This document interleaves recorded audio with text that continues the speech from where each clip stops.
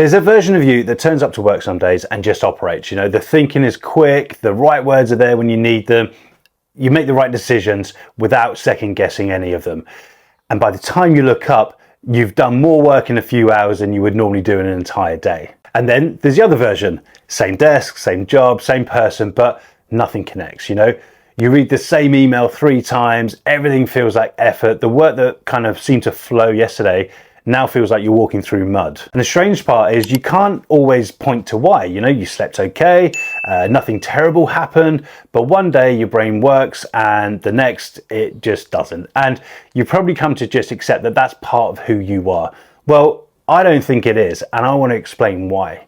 I'm Gavin Evers, and I spent over 2 decades as a strength conditioning and rehabilitation coach and cognitive performance specialist. And I've worked with athletes and executives and busy professionals. And this particular pattern, you know, the brilliant day followed by the flat one, is one of the most common things that people bring to me. They just don't usually describe it as a physiology problem. They describe it as a them problem, as a character flaw. Now, I worked with someone a little while ago who was a business owner, the kind of person who has a new idea most weeks. And when one of those ideas really lands, like something would just switch on in him. He'd go flat out for 3 days, sometimes 5 days of complete focus and energy. He'd get more done in that stretch than most people manage in an entire month. And he laid the foundations of something that looked genuinely amazing, like it was going to be brilliant. And then the following Monday, he'd sit down to carry it on, and he just wasn't there. You know, the fire had gone. He couldn't get himself fired up in the same way, no matter how hard he tried.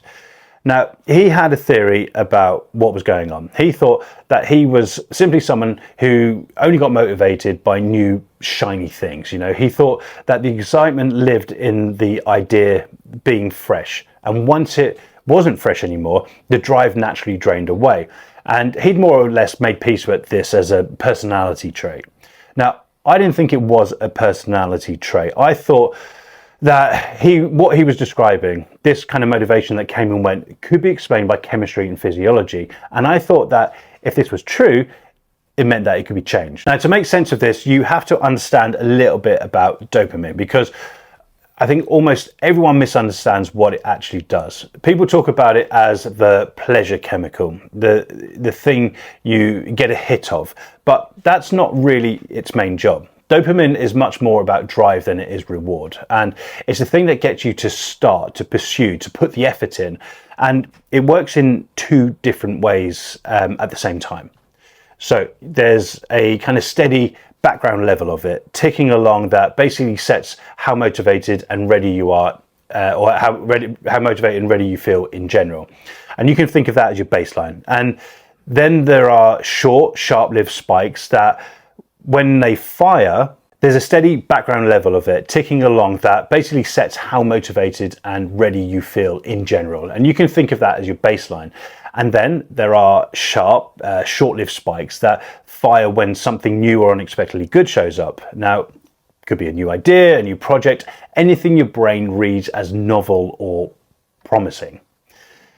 That second one is what my client was running on. A new idea would trigger a big spike, and that spike carried him for a few days. But a spike doesn't last, right? It fades. And when it faded, what he was left with was that baseline. But the problem was, the baseline was too low to hold him up to that high standard. So the moment the novelty wore off, he dropped, and it felt like the motivation had simply vanished. Now, he wasn't wrong that new things fired him up. He was wrong about why the crash was so steep.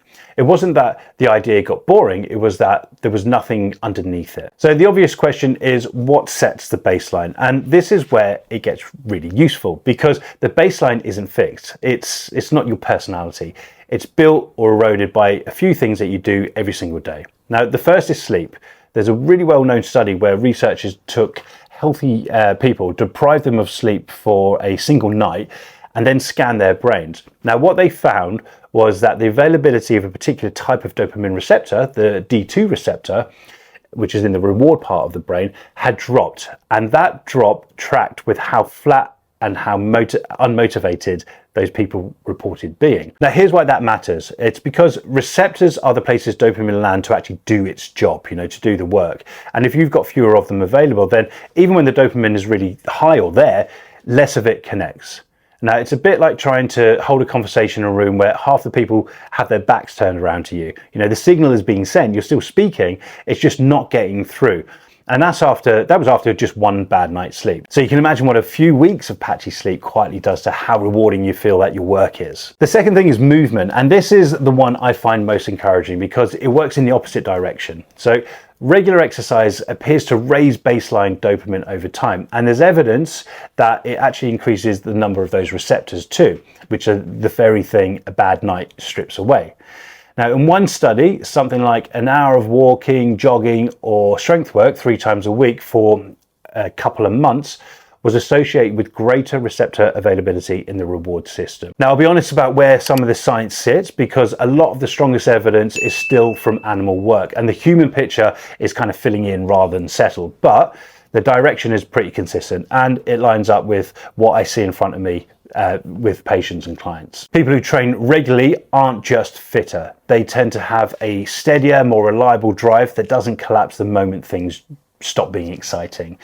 You're basically building yourself more room for motivation to take hold. The third is what you eat. And the mechanism here is one that I think most people probably never really heard of or come across. Now, in this case, it's not really about calories or even blood sugar. It's about inflammation. A diet built largely on heavily processed foods drives a low, constant level of inflammation in the body, and that inflammation reaches the brain. And one of the quiet things it does is dampen dopamine signaling in the reward system. So a lot of the research on this comes from studying low mood and low motivation in a clinical sense. So I want to be careful not to overstate it for everyday tiredness, but the mechanism is real and it's very well documented. Now, inflammation blunts the brain's ability to find things rewarding and worth the effort. And that's pretty much exactly what a flat day feels like, right? Nothing feels worth doing and you can't really say why. You just feel a bit meh. So with my client, we didn't do anything particularly dramatic. We just cleaned up his sleep, got him moving consistently through the week and sorted out his food, right? We worked on the foundation rather than chasing motivation directly. And the thing that happened next genuinely surprised him and me. It wasn't just that he could now sustain his drive all the way through to finishing a project, although he could, and that alone changed the business for the better. It was that he started having more good ideas more often. The baseline coming up didn't just kind of slow down the crashes. It seemed to lift the whole thing. He became, for the want of a better way of putting this, more consistently himself, if that makes sense. Now, I want to share one small thing that I've learned to watch out for, because if you understand this, it might help you catch it in yourself. So when someone turns up to a session having a low day, the giveaway usually isn't that they tell me that they feel flat. It's that they start complaining, about work, about kids, about their partner, about politics, about whatever they can think of in their brain, The specifics change, but the pattern stays pretty similar, right? Now, I've come to read that as a window into their state rather than a verdict on their life. On a high baseline day, the same person finds the same things perfectly manageable. On a low day, everything feels irritating. So a good part of my job in that hour is to simply shift the state, get them moving, get the system going.